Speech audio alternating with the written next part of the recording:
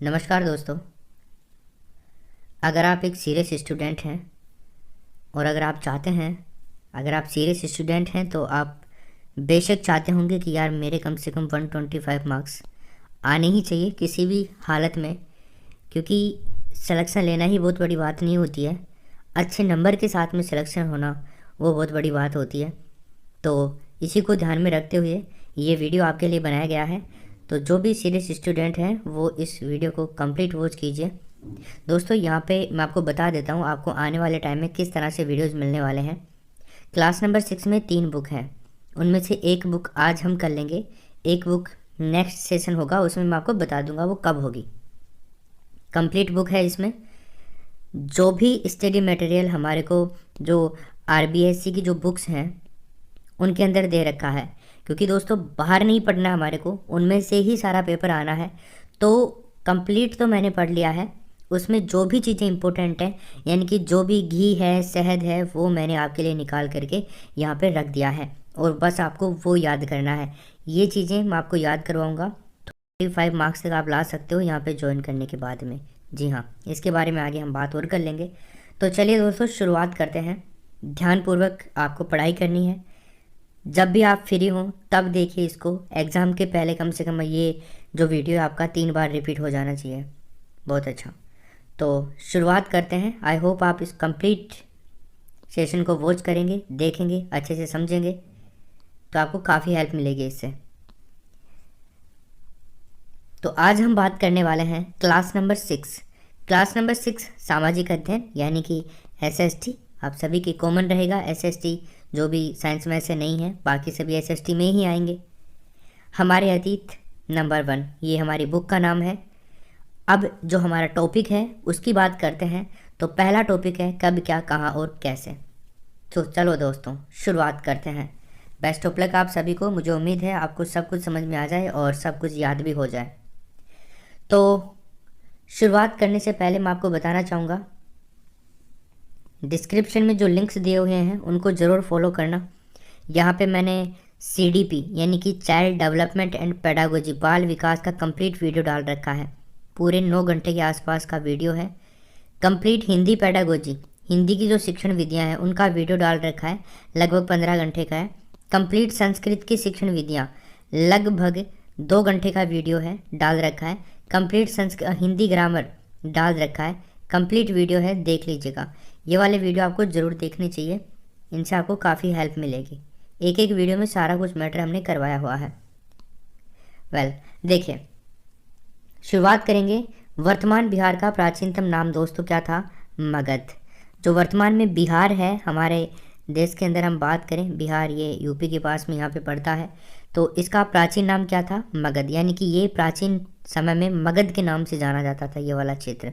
Number 1 आपका question, I hope आपको याद हो गया होगा। बिहार में 3 अक्षर, मगध में 3 अक्षर। इंडिया शब्द इंडस से बना है दोस्तों। इंडिया शब्द किससे बना है? इंडस से बना है, जिसे संस्कृत में सिंधु कहा जाता है। संस्कृत में इंडिया को क्या कहते हैं? इंडस को क्या कहते हैं? सिंधु कहते हैं। सिंधु नदी का क्षेत्र जो है वो भी कहा जाता है।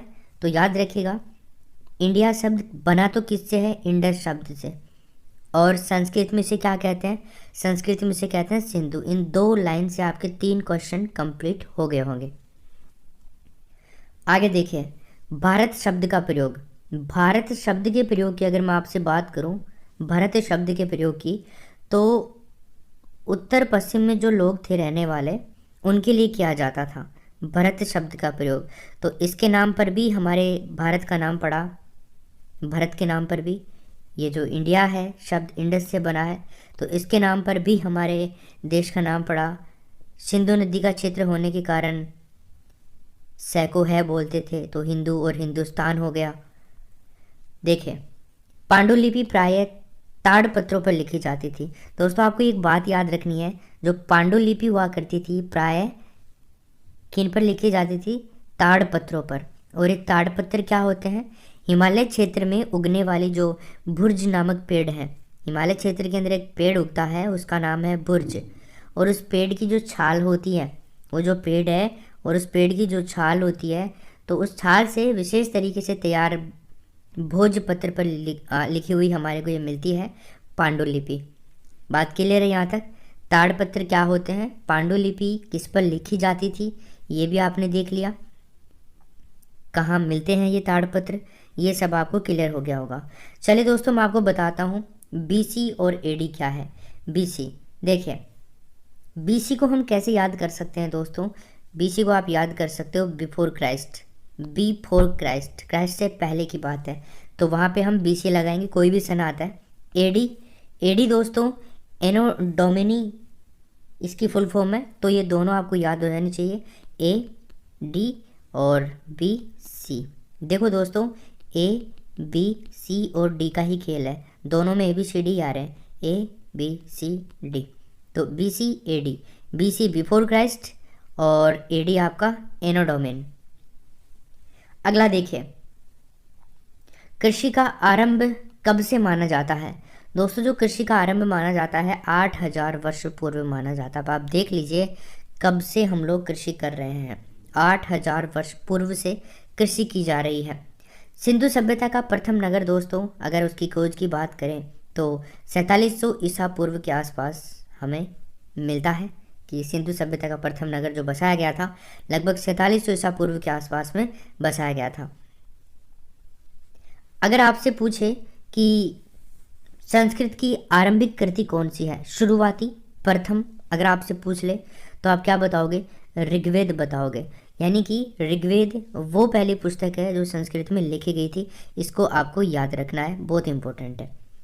गारो पहाड़ियाँ उत्तर पूर्व दिशा में है। भारत की स्थिति की अगर मैं आपसे बात करूं तो ये मान लीजिए अपना भारत है, और यहाँ पर मैं बात करूँ आपसे इस वाले पोर्शन की, तो गैस यहाँ पे अरुणाचल प्रदेश है, भारत का जो इधर वाला पोर्शन है लास्ट पूर्वी छोर, और उसके जस्ट इधर असम है, एंड असम के जस्ट इधर क्या है, मेघालय है। तो इस मेघालय के अंदर गारो खासी जयंतियाँ वगैरह हैं, आप देखते होंगे। पहाड़ी क्षेत्र पूरा का पूरा, सबसे ज़्यादा बारिश होती है विश्व में यहाँ पे मोहसिन राम में। तो गारो पहाड़ियाँ उत्तर पूर्व दिशा में है। आपको पूछ सकता है गारो खासी जयंतियाँ जो पहाड़ियाँ हैं वो कहाँ पे है, भारत के किस दिशा में है, तो आप बता दीजिएगा। बात क्लियर है। देखो दोस्तों, हम 6th class, 7th class, 8th class, 9th class, 10th class, अब ये जो टॉपिक हम पढ़ रहे हैं ना, ये 7th क्लास में पढ़ेंगे, इसमें इसके बारे में और डिटेल आएगी। 8th क्लास में पढ़ेंगे इस टॉपिक को, और डिटेल आएगी। 9th में और आएगी, 10th में और आएगी, है ना, समझ रहे हो ना बात को। यस, यहाँ पे थोड़ा इजी है, नेक्स्ट में थोड़ा और डिटेल आएगी, फिर उसमें और डिटेल आएगी, उसमें और डिटेल आएगी। तो आप हर टॉपिक और उसके बाद में आपको क्या करना है, एक एक पेज छोड़ते जाना है, एक एक पेज छोड़ते जाना है, क्योंकि नेक्स्ट बुक में भी ये टॉपिक आने वाला आपके। चलो दोस्तों, तो ये आपका पहला जो टॉपिक था उसमें केवल यही 5-7 लाइनें थी जो काम की थी, इनको आप याद कर लीजिए। दूसरा जो हमारा पार्ट है दोस्तों, अध्याय है, वो है आखेट खाद्य संग्रह से भोजन उत्पादन तक। क्या है दोस्तों, आखेट खाद्य संग्रह से भोजन उत्पादक तक।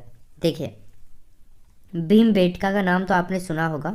ये अगर हम बात करें वर्तमान, हम जो एमपी है मध्य प्रदेश, वहाँ पर स्थित है, एक पुरा स्थल है, यहाँ से गुफाएं और कंदराएं मिली हैं भीमबेटका। दोस्तों ये बहुत इंपॉर्टेंट है, इस तरह के जो क्वेश्चन है ना सभ्यताओं से रिलेटेड, वो 2 या 3 प्रश्न में हर बार पूछता है, तो इसको केयरफुली आपको वॉच करना है, ठीक है। तो भीमबेटका आधुनिक एमपी में स्थित है, और ये एक पुरा स्थल है, ध्यान रखिएगा, जहाँ पे हमारे को पुरानी सभ्यताओं से रिलेटेड बहुत सारी चीज़ें मिलती हैं, वही कहलाते हैं पुरा स्थल। यहाँ से गुफाएं और कंदराएं मिली हैं। तो भीमबेटका या तो ऐसे पूछेगा या फिर ये पूछेगा निम्न में से किस स्थान से गुफाएं और कंदराएं मिली हैं, तो आप क्या बताओगे, भीमबेटका से मिली हैं। बात क्लियर है, कहाँ है, एमपी के अंदर है। अगला देखिए, पाषाण काल को 3 भागों में बांटा जा सकता है दोस्तों। किसको, पाषाण काल को, कौन से काल को, जो पाषाण काल है इसको 3 भागों में डिवाइड किया जा सकता है। अब वो 3 भाग कौन से हैं, ये देखिए आपके सामने। एक तो पुरा पाषाण काल, पाषाण तो लगेगा सब में, एक तो पुरा याद रख लीजिएगा, एक मध्य याद रख लीजिएगा, और एक नव, यानी कि पुरा यानी पुराना, बीच वाला और नया, ऐसे याद कर लो इनको, है ना। तो पुराना, मध्य वाला और नया। तो पाषाण काल 3 प्रकार का है, पुराना, मध्य और नया। वेल यहाँ पे देखिए, जो पुरा पाषाण काल है इसकी जो उत्पत्ति हुई या फिर इसका जो ये टाइम पीरियड माना जाता है पूरा पाषाण काल का, 12,000 साल पहले माना जाता है। कितने साल पहले दोस्तों, 12,000 साल पहले, बिफोर ठीक है। अगर मैं आपसे बात करूं मध्य पाषाण काल की, तो ये 12,000 से 10,000 साल पुराना काल है। इस टाइम को कहा जाता है आपके, अगर हम बात करें आज से 12 से 10 साल, 12,000 से 10,000 तक का बीच का जो काल था वो मध्य पाषाण काल के नाम से जाना जाता है। और आज से 10,000 साल पहले की अगर मैं आपसे बात करूं तो वो है नव पाषाण काल। बात क्लियर है सभी के? नव पाषाण काल, पुरा पाषाण काल, मध्य पाषाण काल, नव पाषाण काल। पुरा पाषाण काल की चीज़ों के हमारे को बहुत ज़्यादा साइंटिफिक प्रूफ नहीं मिलते हैं। ये हम बात करें तो अच्छे से व्यवस्थित नहीं है हमारे इतिहास में, ठीक है। तो इनको आपको याद रखना है, ये काल भी हमें पूछे जा सकते हैं, तीनों काल आपको याद रखने हैं। देखिए माइक्रोलिथिक औजार मध्य पाषाण काल से हमें प्राप्त हुए। मध्य पाषाण काल को हम मेसोथिक भी बोल सकते हैं। क्या बोल सकते हैं? मेसोथिक भी हम मध्य पाषाण काल को बोल सकते हैं। बात क्लियर है सबके? चलो आगे देखिए। सबसे पहला पालतू जानवर कुत्ता था दोस्तों। कौन सा था सबसे पहला पालतू जानवर? कुत्ता था। याद रखिएगा, सबसे पहला पालतू जानवर की अगर हमसे बात करें तो हम बताएंगे कुत्ता। कौन सा था? कुत्ता। याद रखना, बहुत इंपॉर्टेंट है ये। आगे देखिए, आगे अगर मैं आपसे बात करता हूँ तो कृषि के लिए अपनाई जाने वाली जो प्राचीन फसलें थी, यानी कि कृषि कौन कौन सी फसलों की जाती थी प्राचीन काल में? तो गेहूं और जौ की पहले भी लोग कृषि करते थे, आज भी करते हैं और करते रहेंगे। बात क्लियर है सबके? यस। चावल थोड़ा बाद में आया था। तो याद रखिएगा, कृषि के लिए जो अपनाई जाने वाली प्राचीन फसलें थी वो थी गेहूं और जौ। आगे देखिए, बुर्ज होम के बारे में बात करते हैं। किसके बारे में? बुर्ज होम। वर्तमान जम्मू कश्मीर जो है, इसको हम राज्य नहीं कह सकते, केंद्र शासित प्रदेश कह सकते हैं। तो वर्तमान राज्य भी बोल सकते हैं बोलने को, तो वैसे हम ज्योग्राफिकली बात तो कर नहीं रहे हैं। तो वर्तमान जम्मू कश्मीर वाले क्षेत्र में स्थित है और गर्तवास का प्रमुख उदाहरण है ये बुर्ज होम। याद रखिए किसका उदाहरण है? गर्तवास का एक प्रमुख उदाहरण है। कहाँ पे है? J&K में है, जम्मू कश्मीर में है। गर्तवास क्या है समझिए इसको। ऐसा आवास जो जमीन के नीचे बना हो, यानी कि जिसको हम तल घर बोल सकते हैं। बात क्लियर है ना? तल घर बोल सकते हैं हम जिसको। तो ऐसा आवास जो जमीन के नीचे बना हो गर्तवास कहलाता है। देखो, बोलन दर्रे के पास स्थित प्राचीन स्थल मेहरगढ़ है दोस्तों। बोलन दर्रे के पास में, ये J&K के आसपास में ही है। तो इस दर्रे के पास में एक प्राचीन स्थल है, उसका नाम है मेहरगढ़। याद रखिए, बहुत इंपॉर्टेंट है, डायरेक्टली क्वेश्चन पूछेगा कि मेहरगढ़ निम्न में से किस दर्रे के पास में स्थित है प्राचीन स्थल जो मेहरगढ़ है वो। तो आप क्या बताओगे? बोलन दर्रा बताओगे आप। कौन सा दर्रा? बोलन दर्रा आप यहाँ पर राइट आंसर बताओगे। चलिए दोस्तों, ये दो आपके अध्याय पूरे हो गए हैं क्लास नंबर 6 के। अब जो हमारा तीसरा अध्याय है वो है आरंभिक नगर। देखिए, ऊंचाई वाले भाग को पुरातत्वविदों ने नगर दुर्ग कहा तथा निचले हिस्से को निचला नगर कहा। देखिए दोस्तों, क्या कहा?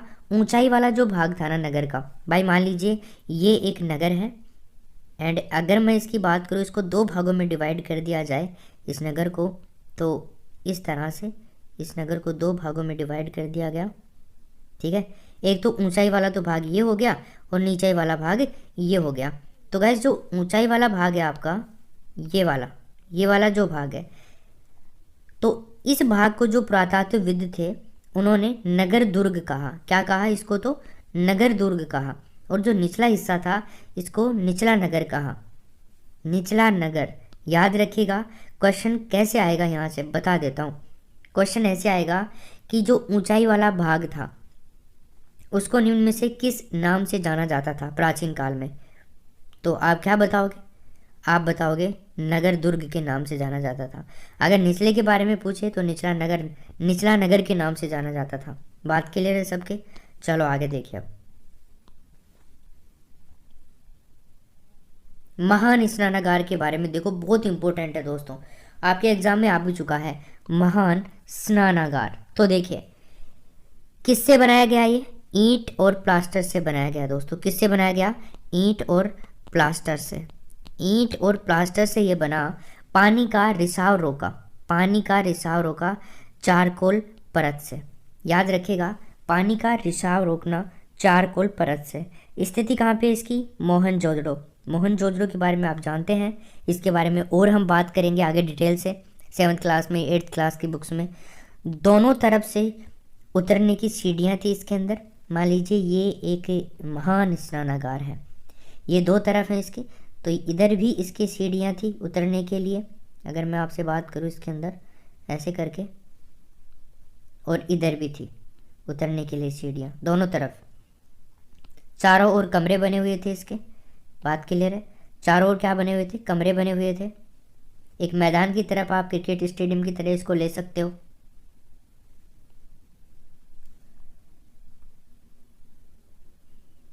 एंड दोस्तों एक और इसकी खास बात ये थी कि जब इसमें लोग स्नान कर लेते थे, यानी कि इसका जब उपयोग कर लेते थे, तो इसके पानी को खाली कर दिया जाता था। खास बात ये थी, इसकी विशेषता थी। और क्यों? क्योंकि वो गंदा हो जाता था और लोग फिर नया पानी इसमें डालते थे, तो उपयोग के बाद में पानी को भी खाली कर दिया जाता था। अब इस तरह से क्यों डिजाइन किया गया था? क्योंकि पानी का जो रिसाव होता था नीचे, उसको डिजाइन करने के लिए एक चारकोल परत बनाई गई थी चारों ओर से। तो उस परत का क्या नाम था? चारकोल परत। याद हो गया सब कुछ? महान स्नानागार क्या है, किससे बना? ईंट और प्लास्टर से बना। ये दीवारें ईंट और प्लास्टर, नीचे चारों तरफ दीवारें ईंट और प्लास्टर की थी। पानी के रिसाव को रोकने के लिए चारकोल परत का निर्माण किया गया। स्थिति कहाँ पे है? मोहनजोदड़ो में आपको ये मिलता है महान स्नानागार। दोनों तरफ से उतरने की सीढ़ियाँ थी इसमें, चारों ओर कमरे बने हुए थे, और उपयोग के बाद में पानी को खाली कर दिया गया था। ये 4-5 लाइन आपको इससे रिलेटेड याद रखनी है। आगे देखिए, फेन्स की बात करते हैं। फेन्स क्या है? बालू या स्फटिक पत्थर, जो पत्थर होते थे उनके चूर्ण में गोंद मिलाकर बनाई गई वस्तुओं को क्या कहते थे? फेन्स कहते थे।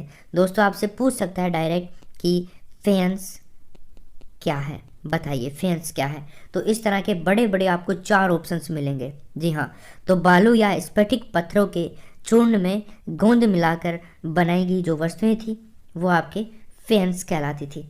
बात क्लियर है? चलो आगे देखिए। तो देखिए दोस्तों, आगे चलते हैं हम।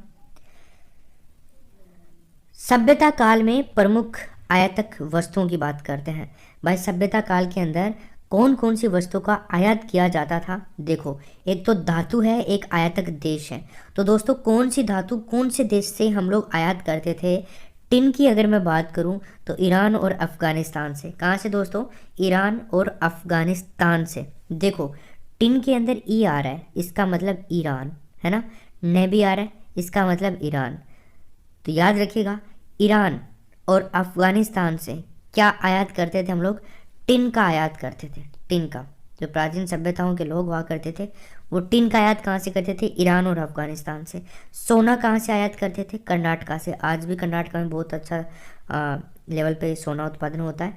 बहुमूल्य पत्थर जो हुआ करते थे, इमारती पत्थर, वो गुजरात से आयात करते थे ये लोग। ठीक है, तो याद रखिएगा आप लोग, बहुमूल्य पत्थर गुजरात से, सोना कर्नाटक से, और टिन ईरान अफगानिस्तान से। ये 3 चीज़ें आपको यहाँ पे याद रखनी है। बाकी और चीज़ें 7th क्लास में जो होंगी वो 7th क्लास में बताई जाएंगी आप लोगों को। धोलावीरा। धोलावीरा की अगर हम बात करें, नाम तो आपने सुना होगा, वर्तमान गुजरात जो है वहाँ पर स्थित है ये, गुजरात स्टेट में। एकमात्र ऐसा स्थल है जिसमें 3 भागों में बांटा गया है इसको। कितने भागों में बांटा गया है दोस्तों? इस स्थल को 3 भागों में बांटा गया है। एकमात्र स्थल कौन सा है जिसको 3 भागों में बांटा गया है? तो वहाँ पे आपका आंसर क्या होना चाहिए? धोलावीरा। बात क्लियर है? आगे देखिए, आगे हम बात करते हैं बुद्ध का जीवन इतिहास। किसका जीवन इतिहास दोस्तों? बुद्ध का जीवन इतिहास। तो बुद्ध के बचपन के नाम की अगर हम बात करें तो उनके बचपन का नाम था सिद्धार्थ, जिनको गौतम के नाम से भी जाना जाता था। तो 2 नाम तो हो ही गए इसके, बुद्ध के 2 नाम, एक तो सिद्धार्थ एंड दूसरा गौतम। ये 2 नाम आपको याद रखने हैं, पूछ सकता है हमारे को एग्जाम में। अगर आपको पूछे कि बुद्ध कौन से क्षत्रिय थे, तो सांक्य गण के क्षत्रिय थे ये भी आपको ध्यान में रखना है। बुद्ध सांक्य गण के क्षत्रिय थे। सो ये भी आपको ध्यान में रखना है। ज्ञान प्राप्त हुआ बुद्ध को, कहाँ से ज्ञान प्राप्त हुआ? बोध गया। और बोध गया कहाँ पे? बिहार में।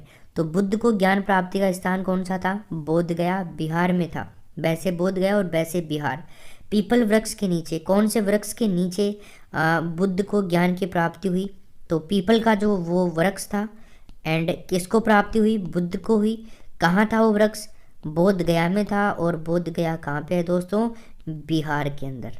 बात क्लियर है सबके? चलो बहुत अच्छा। पहली बार जो बुद्ध ने या फिर गौतम बुद्ध ने जो वो दिया था अपना उपदेश, वो कहाँ दिया था? सारनाथ में दिया था। कहाँ दिया था दोस्तों? सारनाथ में दिया था। आगे देखिए, शिक्षा की हम बात करें तो इनका जीवन जो है वो काफ़ी दुखों से भरा रहा। बहुत सारी प्रॉब्लम्स आई इनको जब ये घर पे ही रहते थे, घर नहीं छोड़ा था। उससे पहले की बात कर रहा हूँ मैं। तो देखिए, बुद्ध ने लिप्सा को त्रणा नाम दिया। देखो ये बहुत इंपॉर्टेंट है दोस्तों। प्रश्न डायरेक्ट पूछेगा कि गौतम बुद्ध ने जो लिप्सा शब्द है इसको क्या कहा है? तो क्या कहा है? तृष्णा कहा है। तृष्णा कहा है, याद रखना।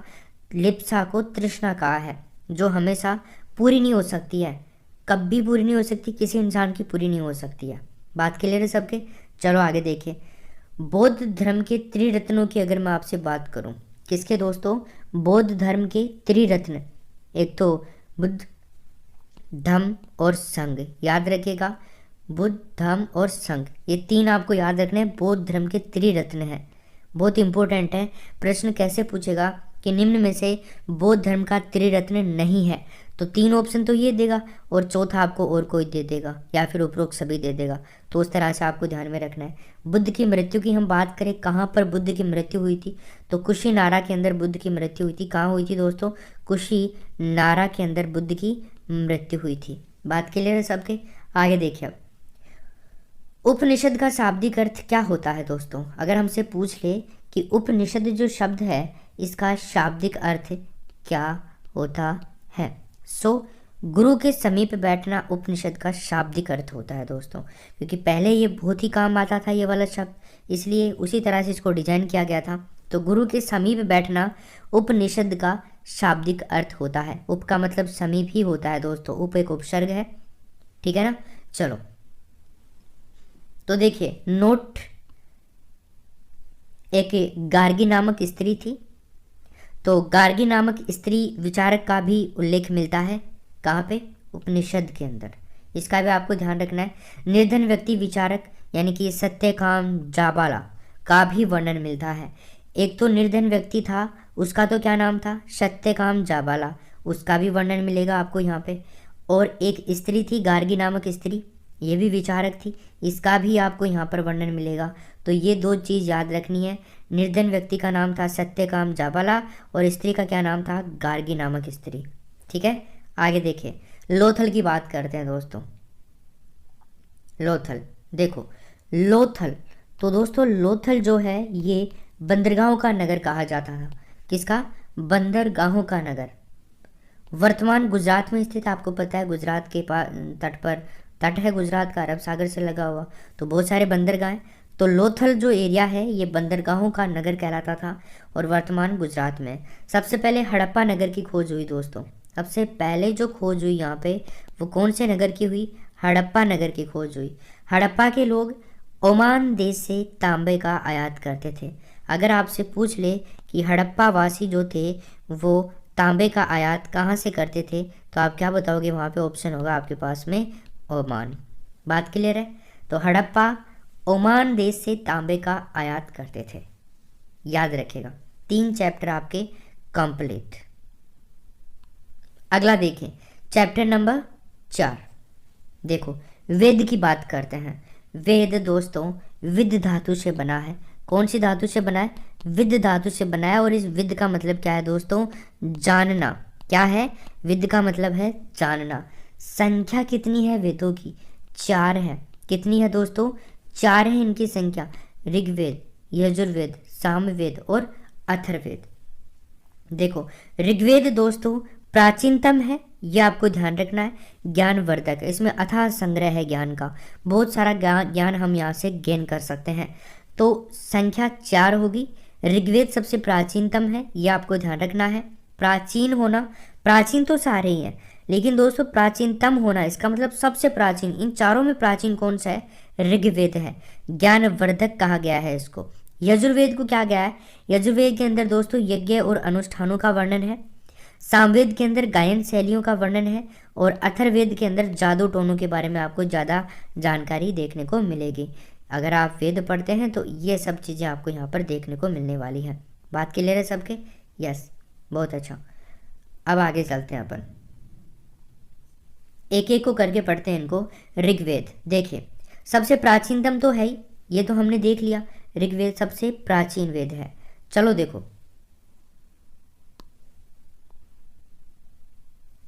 अब ऋग्वेद की बात करते हैं। तो देखिए सबसे प्राचीन वेद है, रचना इसकी कब हुई थी दोस्तों? 3500 साल पहले। कितने साल पहले? 3500 साल पहले, याद रखिएगा। नहीं 35,000 हो गए, तो 3500 साल पहले करना अपने को। देख लो आप, ऋग्वेद की रचना आज से 3500 साल पहले हो गई थी।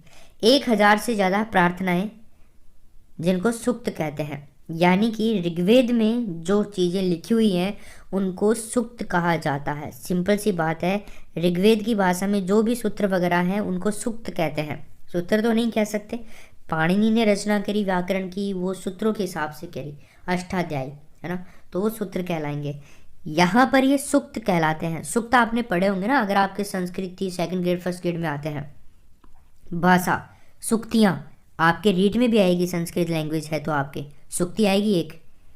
देखो भाषा की अगर मैं आपसे बात करता हूँ तो प्राक संस्कृत या वैदिक संस्कृत भाषा थी। कौन सी थी दोस्तों?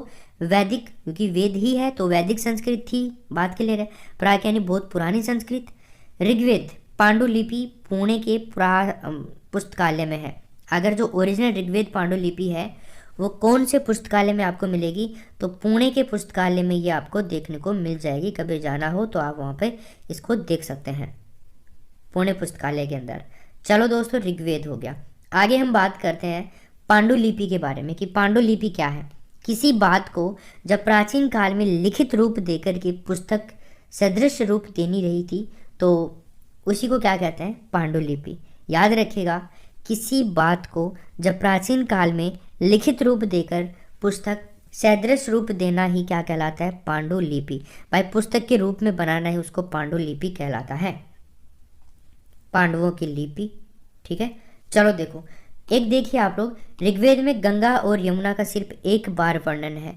Very very very important. तो सबसे प्राचीनतम वेद है, उसमें गंगा और यमुना का कितनी बार वर्णन किया गया? ये प्रश्न बहुत बार पूछा जा चुका है। तो आप क्या बताओगे? एक बार इन दोनों का वर्णन मिलता है। कहाँ पे दोस्तों? ऋग्वेद के अंदर। बात क्लियर है सबके? चलो आगे देखिए। अब हम बात करते हैं चैप्टर नंबर अपना 5। देखो बाकी में इतना ज़्यादा इंपॉर्टेंट नहीं है। अब जो बाकी 3 वेद हैं और चारों हैं वो आगे आने वाली कक्षाओं में और आएंगे तो और डिटेल से बात करेंगे उस टाइम में, क्योंकि अभी हम 6 क्लास पढ़ रहे हैं तो 6 क्लास में जितना मैटर है उतना ही पढ़ाऊँगा। ज़्यादा 7th में आएगा, 8th में आएगा, 9th में आएगा, 10th में आएगा, उनके बारे में भी बात कर लेंगे। लेकिन ये सीरीज़ आपकी कंप्लीट हो गई ना तो दोस्तों आपके 60 नंबर कोई माई का लाल काट नहीं सकता है, याद रखना आप लोग।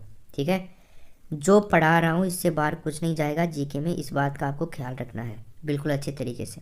देखो चैप्टर नंबर 5, इसमें वर्णों की बात करेगी। देखिए उत्तर वैदिक ग्रंथ यानी कि संख्या कितनी थी वर्णों की? 4। जैसे वेद 4 वैसे वर्ण भी 4, ब्राह्मण, क्षत्रिय, वैश्य और शूद्र। तो कौन कौन से?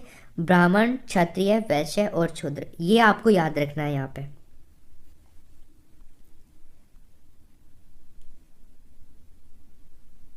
देखो मगध राजधानी के रूप में प्रसिद्ध रहा, प्लस में महत्वपूर्ण जनपद भी थे। बिंबिसार, अजातशत्रु जैसे शासकों ने इसके ऊपर राज किया, मगध के ऊपर। आपको पता है बिहार में राजगृह कई सालों तक मगध की राजधानी रही, ये भी याद रखना आपको। तो मगध की राजधानी, ये नाम हमारे को क्लास नंबर 6 की बुक में मिलता है, इसलिए यहाँ पर ऐड कर दिया गया है। तो ये प्रश्न आपसे आ सकता है कि मगध की राजधानी निम्न में से कौन सी ज़्यादातर टाइम में रही? तो राजगृह आपको याद रखना है बिहार में। कौन कौन से शासकों ने मुख्य रूप से मगध पर राज किया? बिंबिसार, अजातशत्रु जैसे शासकों ने। आगे देखिए वज्जी क्या है। एक राज्य था जिसकी राजधानी वैशाली हुआ करती थी। क्या हुआ करती थी दोस्तों? राजधानी वैशाली। वर्तमान बिहार में ही है ये। वज्जी संघ का ये वर्णन दीर्घ निकाय से लिया गया। कहाँ से लिया गया? दीर्घ निकाय से। आपको यहाँ पे दो चीज़ें याद रखनी है। वज्जी क्या था? एक राज्य था, राजधानी वैशाली थी, और वर्तमान बिहार में स्थित है वज्जी। ये दो चीज़ आपको याद रखनी है, ठीक है। ये शायद नहीं पूछेगा आपसे, लेकिन ये दो चीज़ याद रखनी है। राजधानी वैशाली थी वज्जी की, और वर्तमान बिहार में ये स्थित है। आगे देखिए, महाजनपद काल में फसलों पर लगाया गया कर सबसे महत्वपूर्ण था। दोस्तों, महाजनपद काल की हम बात करें तो इसके ऊपर, इस समय में फसलों के ऊपर क्या लगा दिया गया था? कर।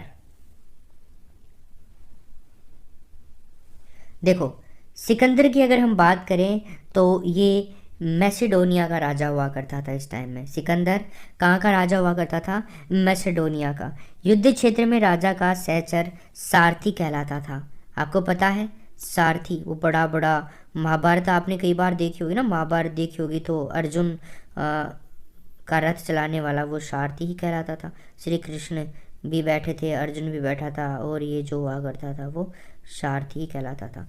बात क्लियर है? चलो देखो, तो युद्ध क्षेत्र में राजा का सहचर क्या कहलाता था दोस्तों? सारथी। तो कृष्ण क्या हुआ यहाँ पे? सारथी कहलाया। आगे देखिए, महावीर स्वामी की बात करें तो देखिए, महावीर स्वामी जैन धर्म के 24वें तीर्थंकर थे दोस्तों। जैन धर्म के कितने नंबर के थे? 24वें तीर्थंकर थे। वज्जी संघ के क्षत्रिय राजकुमार भी हुआ करते थे। तो वज्जी जो राज्य था, अभी हमने बात करी बिहार के अंदर, वैशाली उसकी राजधानी थी। तो इसके राजकुमार कौन थे? महावीर स्वामी। 30 वर्ष की आयु में गृह त्याग कर दिया इन्होंने, घर को छोड़ दिया था 30 वर्ष की आयु में। इनकी शिक्षा की हम बात करें तो सत्य की इच्छा रखने वाले स्त्री और पुरुषों को अपना घर छोड़ देना चाहिए, ये ऐसे कहते हैं। जो भी सत्य की इच्छा रखते हैं उन स्त्री और पुरुषों को अपना घर छोड़ देना चाहिए। कथन की अगर मैं आपसे बात करूं तो सभी जीव जीना चाहते हैं, इनका ये कथन हुआ करता था। सभी जीव जीना चाहते हैं और सभी को जीने का अधिकार है। शिक्षा में बात करें तो प्राकृत भाषा में शिक्षा दिया करते थे ये। जैन जिन शब्द से बना है, याद रखिएगा, जैन जो शब्द है ये किस शब्द से बना है? जिन शब्द से बना है, जिसका अर्थ क्या होता है? विजेता। क्या होता है दोस्तों जिन का अर्थ? विजेता। आप भूत मत समझ लेना, सर जिन का अर्थ तो भूत होता है, भूत आ गया, नहीं। आगे देखिए, आगे बात करते हैं बौद्ध ग्रंथ। विनय पिटक एक बौद्ध ग्रंथ है जिसका नाम है विनय पिटक। इसमें संघ में रहने वालों के लिए बनाए गए नियमों का उल्लेख मिलता है। जो भी संघ में रहते थे उनके द्वारा जो नियम बनाए गए उनको क्या कहते थे? विनय पिटक। बौद्ध ग्रंथ है। जैसे मैं आपसे आज बात करूं, जो भारत का संविधान है ना, भारत का जो संविधान है, इसके अंदर जो नियम बनाए गए, किसने बनाए? संविधान सभा ने बनाए। संविधान सभा के द्वारा सारे नियम बनाए गए और उन्हीं नियमों के आधार पर आज हमारा भारत देश चल रहा है। पहले क्या था? बौद्ध धर्म के टाइम में एक विनय पिटक नामक ग्रंथ था, उसमें जो संघ था उसने नियम बनाए और उन नियमों के आधार पर ही क्या चला करता था? ये आपके उस टाइम में शासन चला करता था। अगला देखिए, बौद्ध भिक्षुओं के निवास को विहार कहा जाता है। क्या कहा जाता है दोस्तों? विहार। बिहार नहीं, विहार कहा जाता है। किसको? बौद्ध भिक्षुओं के निवास का। बौद्ध भिक्षु जहां भी निवास करते थे उसको विहार कहते हैं, याद रखना। विहारों का निर्माण वर्षा ऋतु में भिक्षुओं के लिए रुकने के लिए किया जाता था। भाई, जो भी भिक्षु लोग एक जगह तो होते नहीं है, अलग अलग जगहों पे आते जाते रहते हैं। तो विहारों का जो निर्माण था वो वर्षा ऋतु के अंदर भिक्षुओं के रुकने के लिए किया जाता था। बारिश के टाइम में रुक जाते थे, 1 2 3 4 दिन, जितने भी दिन बारिश होती थी, खत्म होने के बाद में फिर से चल देते थे। आरंभिक विहार लकड़ी की, बाद में ईंटों का प्रयोग हुआ और पश्चिमी भारत में पहाड़ों को काटकर भी बनाए गए। कैसे कैसे प्रयोग हुए इनके, ये आप यहाँ पर देख सकते हैं। स्टार्टिंग में लकड़ी, बाद में ईंट और फिर पत्थर।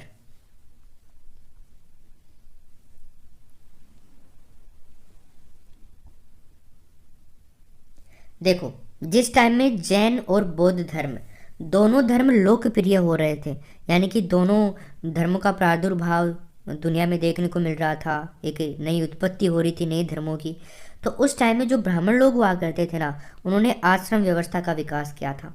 आश्रम व्यवस्था का विकास किया था। तो देखिए दोस्तों, आश्रम व्यवस्था के बारे में बात करते हैं। तो रहने और ध्यान करने वाले स्थान और जीवन का एक चरण माने जाते हैं आश्रम। तो देखिए, 4 थी इनकी भी संख्या, ब्रह्मचर्य, गृहस्थ, वानप्रस्थ और संन्यास। ये 4 आश्रम आपको याद रखने हैं। संख्या कितनी थी? ब्रह्मचर्य, गृहस्थ, वानप्रस्थ और संन्यास आश्रम। ब्रह्मचर्य आश्रम की हम बात करें तो इसमें 0 से 25 वर्ष के जो बच्चे हुआ करते थे, बच्चे तो नहीं, आप में से भी हैं 0 से 25 के बीच में, तो इसको शिक्षा।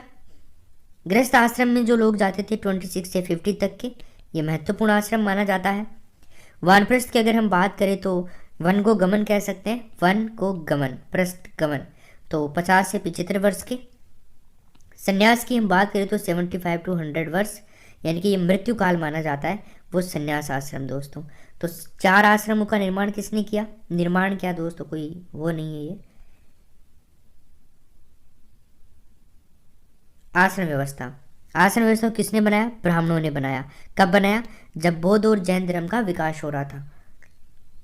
देखिए, जैन अवस्था, जैन अवस्था, देखो जरथुस्त्र का ग्रंथ माना जाता है ये, और एक ईरानी पैगंबर था, ईरानी पैगंबर था। इसका मूल मंत्र क्या हुआ करता था दोस्तों? सद विचार, सद वचन और सद कार्य। सद तो आपको लगाना ही है, विचार, वचन और कार्य याद रख लेना, ठीक है।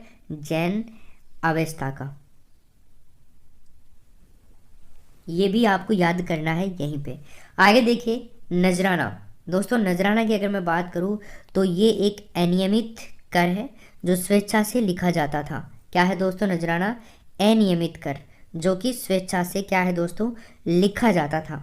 मेगस्थनीज की अगर मैं यहाँ पे बात करता हूँ आपसे, तो दोस्तों चंद्रगुप्त के समय आया, पुराने जो यूनानी शासक था उसको मेगस्थनीज कहा जाता है। कहा क्या जाता है? मेगस्थनीज था, ठीक है। तो चंद्रगुप्त के समय में आया हुआ जो यूनानी शासक था सेल्यूकस निकेटर, उसका राजदूत हुआ करता था ये मेगस्थनीज। पुस्तक क्या थी इसकी? इंडिका, ये भी आपको याद रखना है। इंडिका में उस समय में भारत का उल्लेख मिलता है। अब देख लीजिए आप, उस समय से ही भारत का उल्लेख मिलता है। इंडिका नामक पुस्तक से भी हमें पता चलता है कि भारत किस टाइम से अस्तित्व में है। तो याद रखिएगा, मेगस्थनीज की बात करें तो चंद्रगुप्त के समय आया हुआ एक यूनानी शासक सेल्यूकस निकेटर का राजदूत था। सेल्यूकस निकेटर के बारे में आपने पढ़ा होगा, आगे हम और पढ़ेंगे, नेक्स्ट जो बुक आएंगी अपनी उनमें। यहाँ पर आपको वही चीज़ पढ़ाई जा रही है जो आपके जो आरबीएससी की बुक्स हैं, जो नया पैटर्न आया है वो सारी चीज़ें आपको यहाँ बताई जा रही हैं। सारी तो नहीं, लेकिन जो इंपॉर्टेंट चीज़ें हैं वो सारी मैं यहाँ पे आपको बता रहा हूँ। पाटलिपुत्र, देखिए दोस्तों पाटलिपुत्र की बात करते हैं तो आधुनिक पटना में स्थित है पाटलिपुत्र। देखो, पैसे पटना और पैसे पाटलिपुत्र, ऐसे याद कर सकते हो आप इसको। विशाल शहर है यहाँ पे ये वाला। मौर्यकालीन राजधानी यहाँ पे मिलेंगी आपको। 570 बुर्ज और 64 द्वार थे इसके अंदर पाटलिपुत्र में।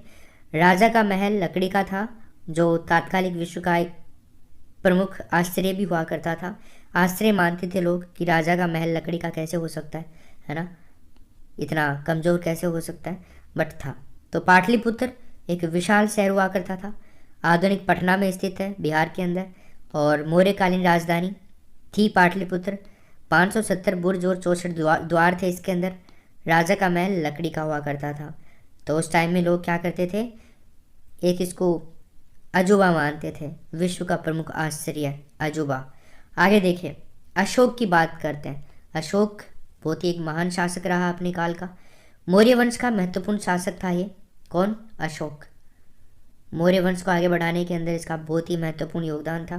पहला शासक था जिसने अभिलेखों के माध्यम से जनता तक संदेश पहुंचाया था।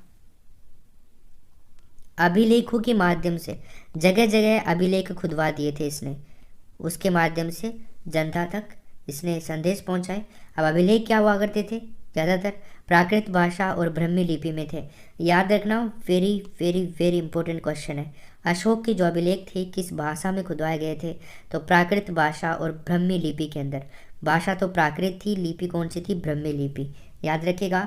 राजा बनने के 8 साल बाद कलिंग आक्रमण किया और कलिंग के युद्ध के बाद अशोक ने युद्ध नीति का त्याग किया और धम्म को अपनाया।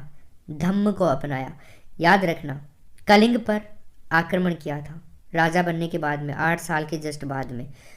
तो प्रश्न पूछ सकता है कि अशोक सम्राट ने या सम्राट अशोक ने किस युद्ध के बाद में कलिंग किस युद्ध के बाद में जो युद्ध की नीति थी उसको त्याग दिया था। तो आप क्या करोगे यहाँ पे,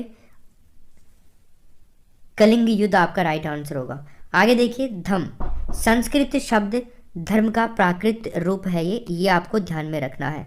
धम्म की अगर बात करें हम तो संस्कृत शब्द धर्म का प्राकृत रूप है, ये आपको ध्यान में रखना है। कलिंग की बात करें तो उड़ीसा का प्राचीन नाम क्या है दोस्तों, कलिंग है। जो आज उड़ीसा है उसका प्राचीन नाम क्या हुआ करता था, कलिंग हुआ करता था। ये आपको यहाँ पर ध्यान रखना है। आगे देखिए, चीन की दीवार, ये तो आप सबने पढ़ी होगी चीन की दीवार। तो चीन की दीवार की बात करते हैं। इसका उद्देश्य क्या था इसको बनाने का, तो उत्तरी सीमा के जो पशुपालक हुआ करते थे तो उनसे रक्षा के लिए इस दीवार का निर्माण किया गया था। चीन की दीवार का क्यों था, क्या था इसका उद्देश्य, दोबारा से देख लीजिए। उत्तरी सीमा के जो पशुपालक थे उनसे रक्षा के लिए 2000 सालों तक दीवार का निर्माण कार्य चला। दोस्तों कितने सालों तक, 2000 सालों तक मायने रखता है। तो 2000 सालों तक इस दीवार का निर्माण चलता रहा। 6400 किलोमीटर लंबी दीवार जो चीन में स्थित है। कितने किलोमीटर दोस्तों, 6400 किलोमीटर लंबी दीवार जो कि चीन में स्थित है। याद रखेगा, देखो मायने रखती है कितने किलोमीटर लंबी दीवार है। निगरानी के लिए बुर्ज भी बनाए गए दोस्तों। निगरानी के लिए क्या बनाए गए, बुर्ज। भाई ये दीवार है और इस दीवार के ऊपर बड़े बड़े बुर्ज लगा दिए, है ना। इनके ऊपर लोगों को बिठा दिया और ये निगरानी रखते थे। बात क्लियर है सबके, ओके। तो ये चीन की दीवार की बात हो गई है। याद रखना, उद्देश्य था उत्तरी सीमा के जो पशुपालक लोग थे उनसे रक्षा के लिए 2000 सालों तक निर्माण कार्य चलता रहा। 6400 किलोमीटर लंबी दीवार जो चीन में स्थित है और निगरानी के लिए बुर्ज भी बनाए गए थे।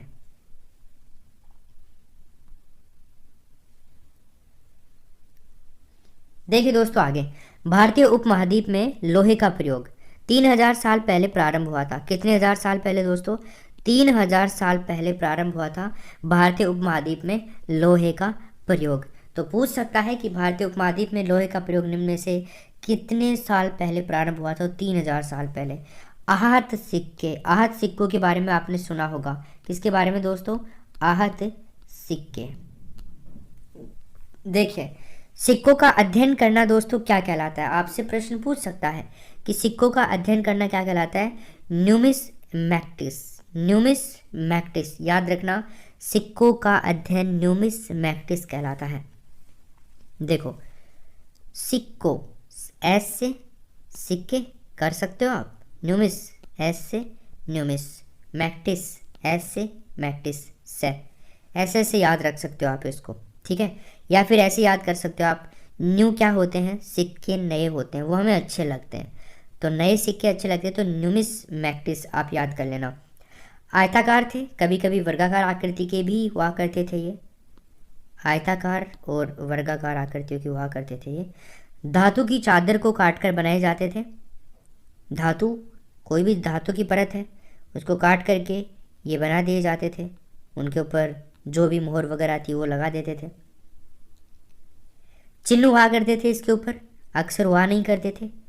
तो आपसे प्रश्न पूछ सकता है कि आहत सिक्कों के ऊपर हुआ करते थे चिन्ह, अक्षर या फिर कोई फूल पत्ती या फिर जो भी है, तो चिन्ह आप यहाँ पर याद रखोगे। आहत सिक्कों के ऊपर चिन्ह हुआ करते थे। सबसे पुराने सिक्कों को आहत सिक्के कहते थे। तो आपसे ये भी प्रश्न पूछा जा सकता है कि निम्न में सबसे पुराने सिक्के कहलाते हैं, तो वो आहत सिक्के ही कहलाते हैं। 500 सालों तक इनका प्रचलन रहा, मायने रखते हैं 500 साल, 500 सालों तक ये चलते रहे, इसलिए पढ़ना भी जरूरी है। विभिन्न आकृतियों को आहत कर बनाया जाता था। इनको विभिन्न आकृतियों को आहत करके अलग अलग आकृतियों में ढाल करके इनको बनाया जाता था।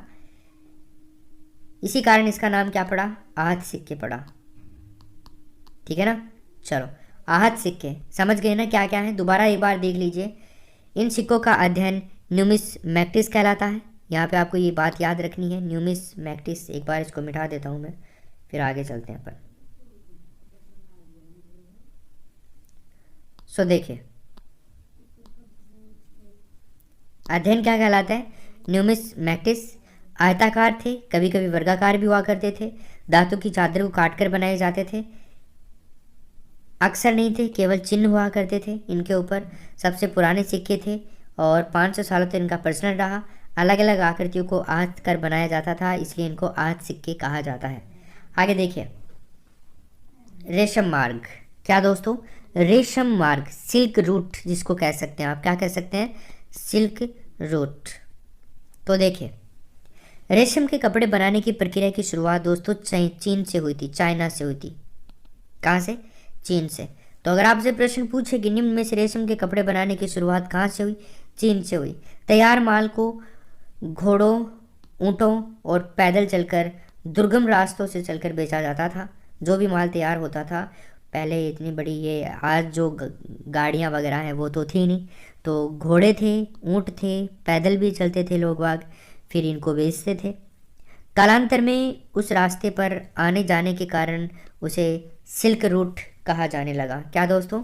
उसको सिल्क रूट कहा जाने लगा कालांतर में उस रास्ते पर आने जाने के कारण। बात क्लियर है? आगे देखिए, लगभग 7000 साल पहले चीन में इस रेशम तकनीक का आविष्कार हुआ था। याद रखिएगा, चीन में कब इसका आविष्कार हुआ था? 7000 साल पहले इसका आविष्कार हुआ था चाइना के अंदर। आगे देखिए, सिल्क रूट पर नियंत्रण किसने स्थापित किया था? कुषाणों ने। तो ये भी एक बहुत इंपॉर्टेंट है। जो सिल्क रूट हुआ करता था, यानी कि रेशम बेचने का जो मार्ग था, उस मार्ग पर जो नियंत्रण स्थापित किया वो कुषाण लोगों ने किया। ठीक है। और भारतीय उपमहाद्वीप में सबसे पहले सोने के सिक्के भी कुषाण शासकों ने ही जारी किए थे। वेरी वेरी इंपॉर्टेंट क्वेश्चन, याद रखिएगा इसको। जो भी मैं यहाँ पे बोल रहा हूँ आपको कि वेरी वेरी इंपॉर्टेंट, वो तो वेरी वेरी इंपॉर्टेंट है ही है, याद रखिएगा। तो सबसे पहले भारतीय उपमहाद्वीप में सिक्के सोने के किसने जारी किए? कुषाण शासकों ने जारी किए। कुषाण शासकों ने सिल्क रूट पर अपना नियंत्रण भी स्थापित किया। भाई, इनकी परमिशन के बिना आप इधर से नहीं गुजर सकते रेशम लेकर के। ये टैक्स वैक्स भी लगाए। विक्रम संवत 58 ईसा पूर्व से प्रारंभ हुआ, जो गुप्त राजा चंद्रगुप्त द्वितीय में नाम से जोड़ा गया था। याद रखिएगा इसको। विक्रम संवत कब से प्रारंभ हुआ? 58 ईसा पूर्व से प्रारंभ हुआ। गुप्त राजा चंद्रगुप्त द्वितीय था, उसे ये नाम जोड़ा जाता है। हर्षचरित की बात करें तो बाणभट्ट की रचना है ये हर्षचरित। ये भी हमसे पूछ लेता है डायरेक्टली। तो हर्षचरित किसकी रचना है? बाणभट्ट की रचना है। ये हम कई बार संस्कृत में पढ़ते थे 10th क्लास में, आपने याद हो तो। शासक था जिसका नाम था हर्षवर्धन। उसको राज्य प्रसार में पुलकेशिन द्वितीय ने रोक लिया था। मतलब खुद के राज्य का प्रसार कर रहा था, ये प्रचार प्रसार कर रहा था कि हमारा राज्य है, ऐसा है वैसा है। तो इसको पुलकेशिन द्वितीय ने रोक लिया था। ये भी आपको ध्यान रखना है। आगे देखिए,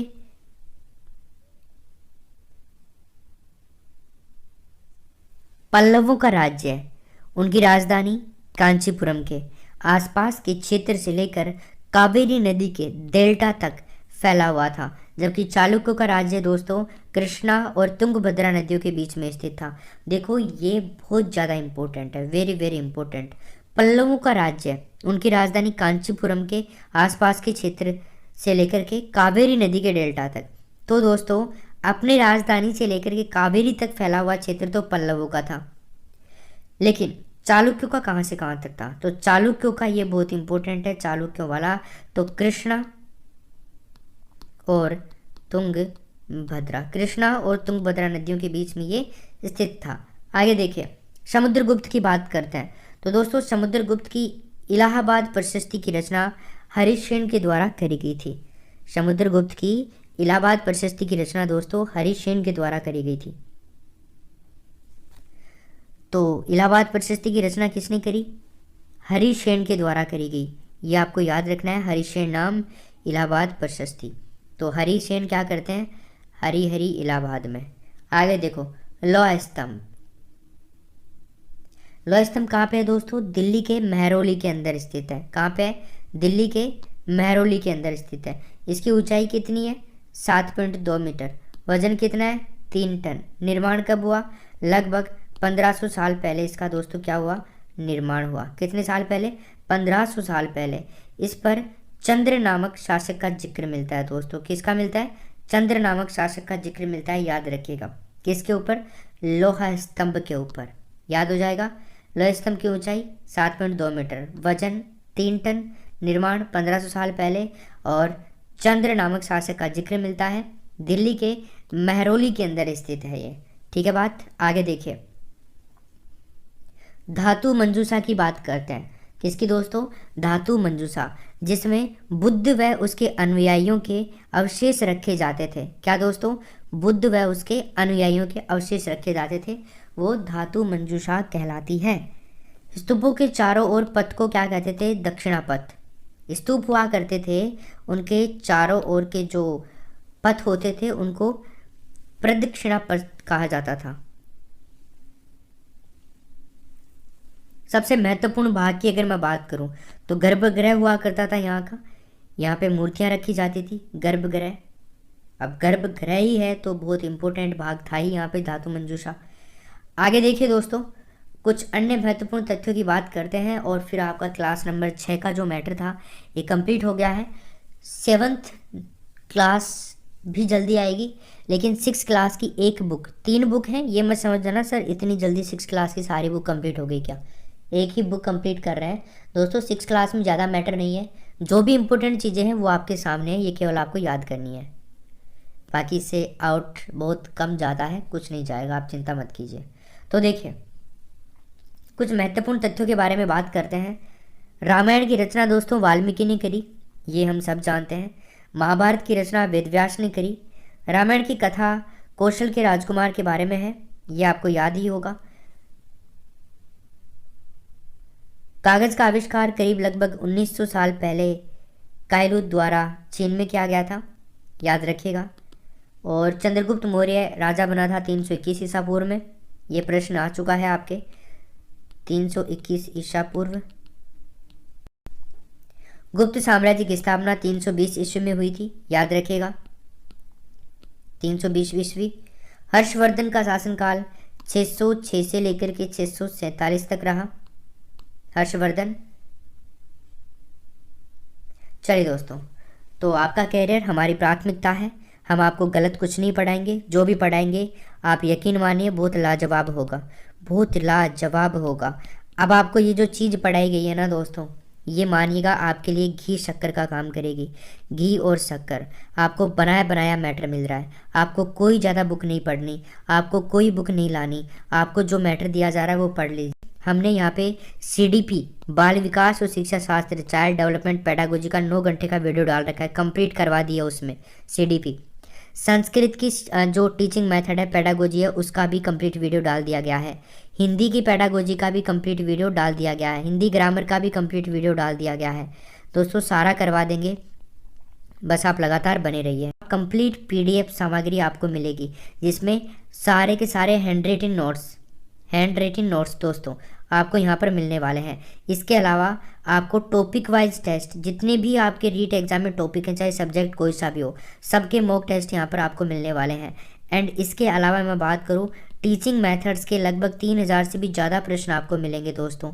50 मॉडल पेपर दोस्तों, 150 प्रश्नों के। ये 50 मॉडल पेपर क्या आप 100 रुपये दे करके आते हो दोस्तों, केवल और केवल 7-8 मॉडल पेपर की बुक के लिए। 7-8 मॉडल पेपर ही आते हैं उसमें, तो उसके अंदर 100 रुपये देकर आते हो आप एग्ज़ाम वहाँ पे जाते हो जब स्टेशनरी पे किसी पे भी। तो ध्यान रखिएगा, यहाँ पे आपके लिए बहुत मेहनत की जा रही है, इसको आपको बिल्कुल मिस नहीं करना है। और इस वीडियो के अंदर अगर आप बाद में आए हैं तो ये वीडियो आपके लिए बहुत ज़्यादा इंपॉर्टेंट है दोस्तों। यहाँ से आपके कम से कम 4 से 5 क्वेश्चन या 3 से 4 क्वेश्चन अवश्य रूप से आएंगे इस वीडियो में से। तो आपको ये वीडियो ऐसा मुँह जुबानी याद होना चाहिए। धन्यवाद दोस्तों। ये क्लास नंबर 6 की पहली बुक थी और इस पहली बुक को हमने कर लिया है कंप्लीट, और उम्मीद है आपको बहुत अच्छे समझ में आया होगा। इस बुक का नाम था हमारे अतीत। नेक्स्ट जो बुक होगी वो आने वाले कुछ ही दिन में जल्दी ही आ जाएगी, यहाँ पे मैं बता दूंगा कब होगी। 30 प्रश्न ये हैं, 30 प्रश्न ये हैं, 60 प्रश्न का मैटर ये है आपका जो चल रहा है, और बाकी 30 प्रश्न आपका लैंग्वेज सेकंड संस्कृत। इसके लिए भी हमने टीचिंग मेथड तो डाल दिए, ग्रामर भी आपको करवा ही देंगे। धन्यवाद दोस्तों, थैंक यू सो मच। अपना ख्याल रखिए, अपने परिवार का ख्याल रखिए, हंसते रहिए, मुस्कुराते रहिए। यह वीडियो आपको वापस से ज़रूर वॉच करना है, कंप्लीट वीडियो जितना ज़्यादा हो सके लाइक कीजिए। आपको कैसा लगा दोस्तों ये वीडियो, कमेंट करके बताओगे तो मुझे थोड़ा और मोटिवेशन मिलेगा और मैं आपके लिए और भी अच्छे से काम कर पाऊँगा। तो आप ज़रूर बताना आपको कैसा लगा और क्या हमें इसमें और कुछ भी करना चाहिए क्या। मुझे लगता नहीं है कि ऐसी कोई कमी होगी, लेकिन सब कुछ हमने आपको बताया है जो 6 क्लास के हमारे अतीत के अंदर था वो हमने सारा बता दिया। ठीक है, बहुत अच्छा था ये मैटर, आप इसको याद कर लेना। Thank you so much, have a good day.